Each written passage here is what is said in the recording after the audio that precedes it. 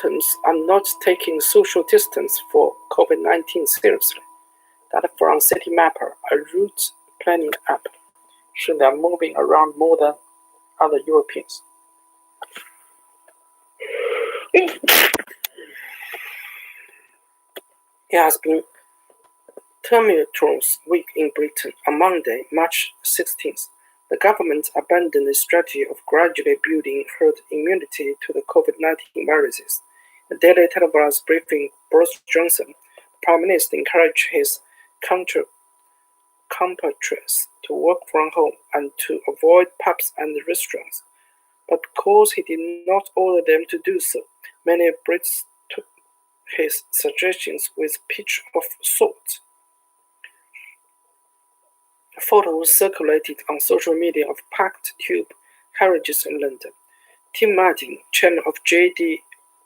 Weatherpool, the chair of 900 pubs, voted to keep them open for the duration of the pandemic.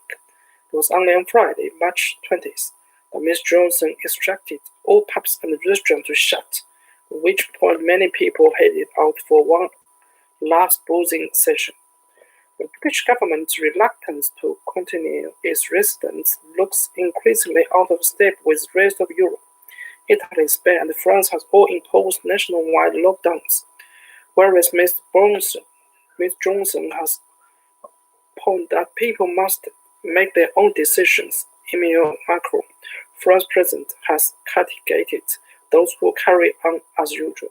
Not only are you not protecting yourselves, you're not protecting others. French residents now face a fine of €135 for straying orders without appointed form and valid reason, such as buying groceries or exercising.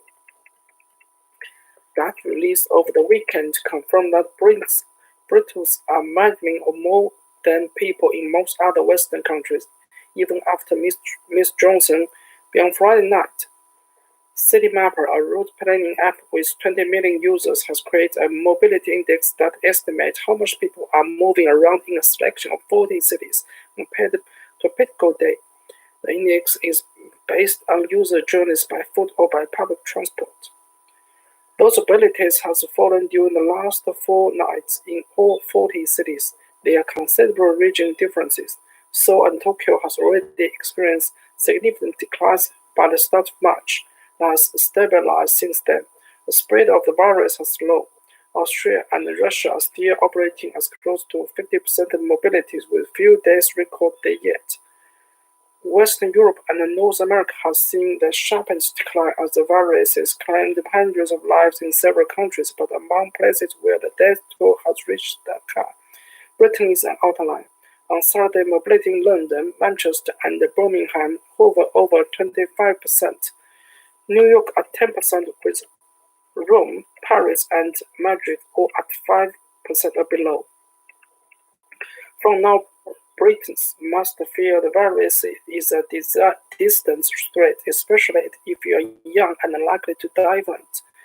As of Saturday, March 21st, the 27 registered so far in Italy, but Britain is following exactly the trajectory that Italy was 14 days ago, with the same exponential rate of growth. The Italian government imposed a nationwide lockdown on March 9th. Unless Britain's government takes similar action and its people follow official advice, it may be headed for even greater tragedy.